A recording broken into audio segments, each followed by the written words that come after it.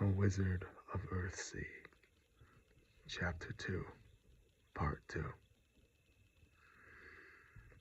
As the spring came on, quick and bright, Ogion often sent Jed forth to gather herbs on the meadows above Rayalby, and told him to take as long as he liked about it, giving him freedom to spend all day wandering by rain-filled streams and through the woods and over wet green fields in the sun. Jed went with delight each time and stayed out till night, but he did not entirely forget the herbs. He kept an eye out for them while he climbed and roamed and waded and explored, and always brought some home.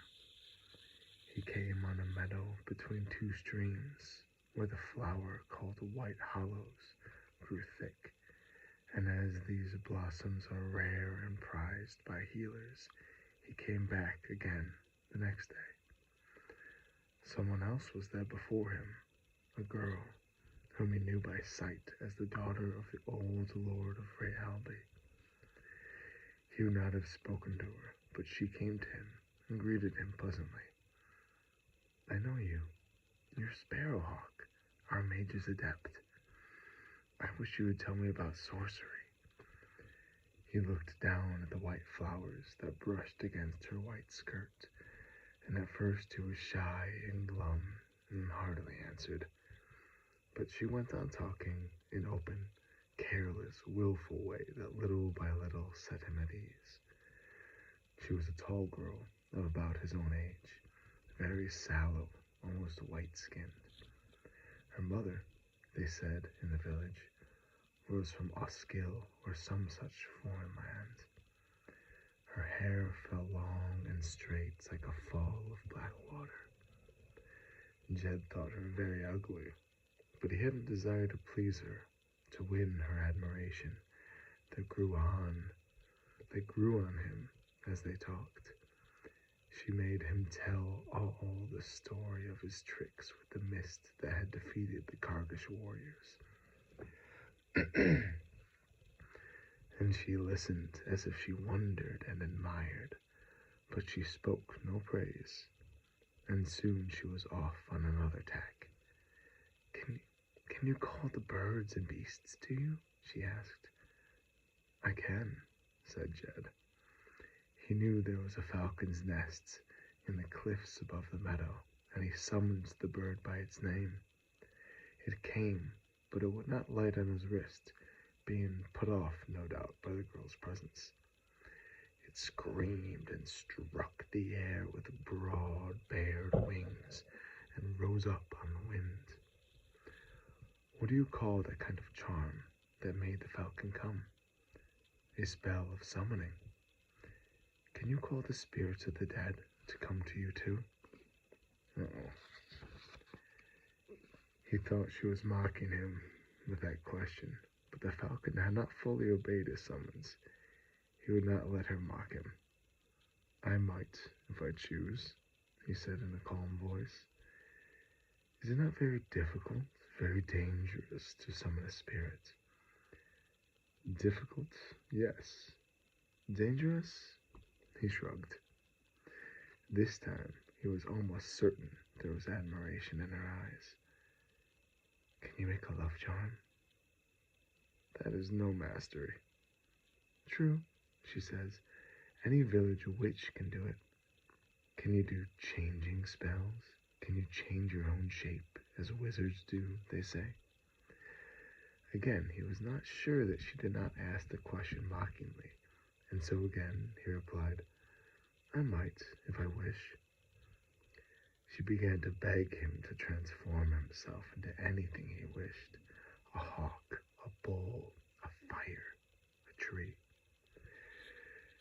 He put her off with short, secretive words, such as his master used, but he did not know how to refuse flatly when she coaxed him.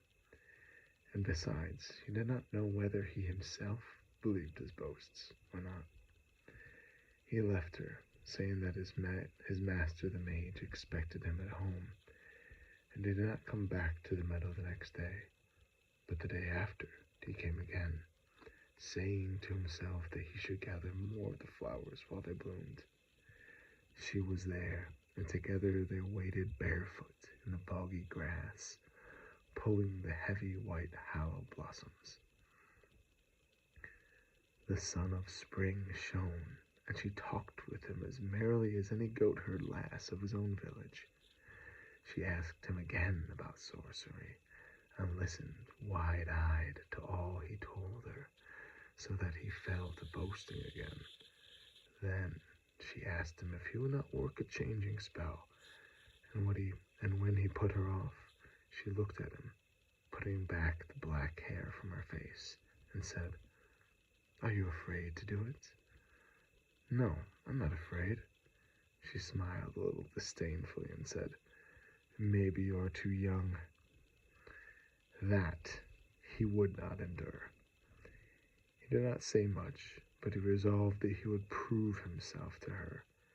He told her to come again to the meadow tomorrow, if she liked, and so took leave of her, and came back to the house while his master was still out. He went straight to the shelf and took down the 2 lore books, which Ogayan had never yet opened in his presence.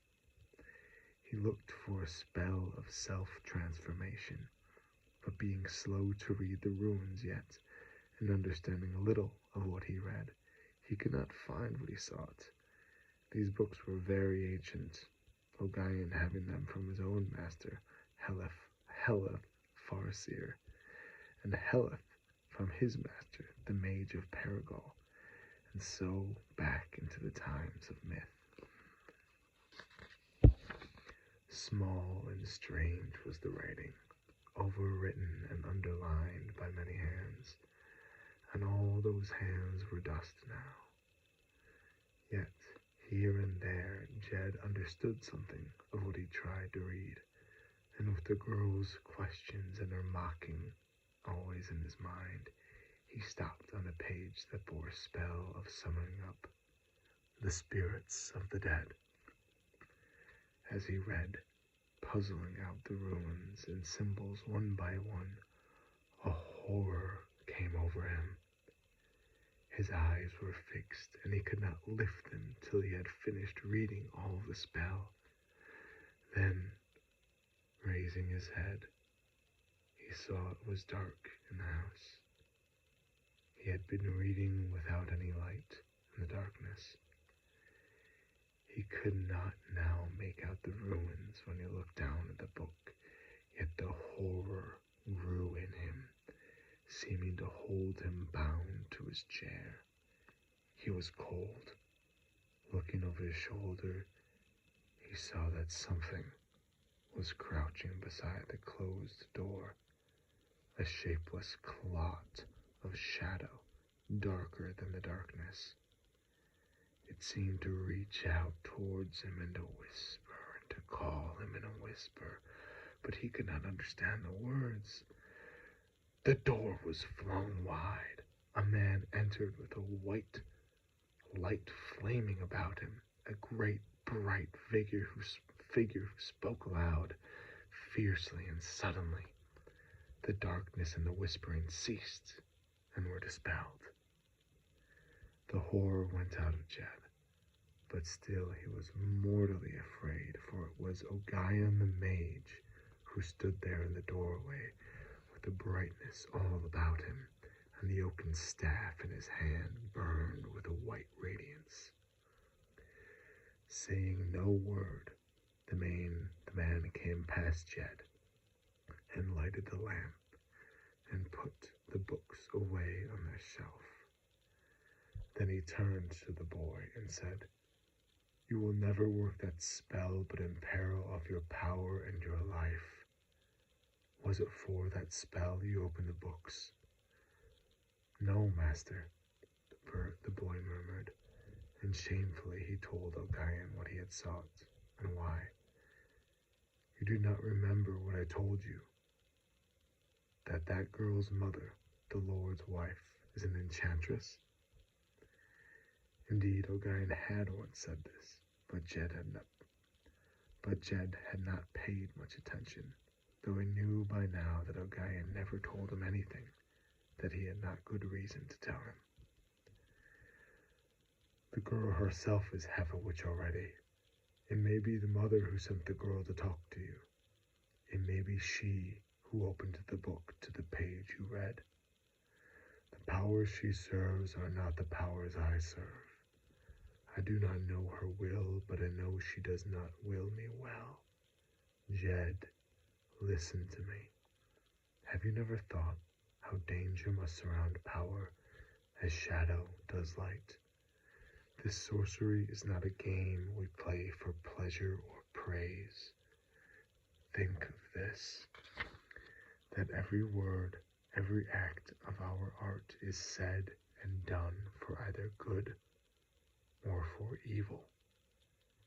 Before you speak or do, you must know the price that is to pay.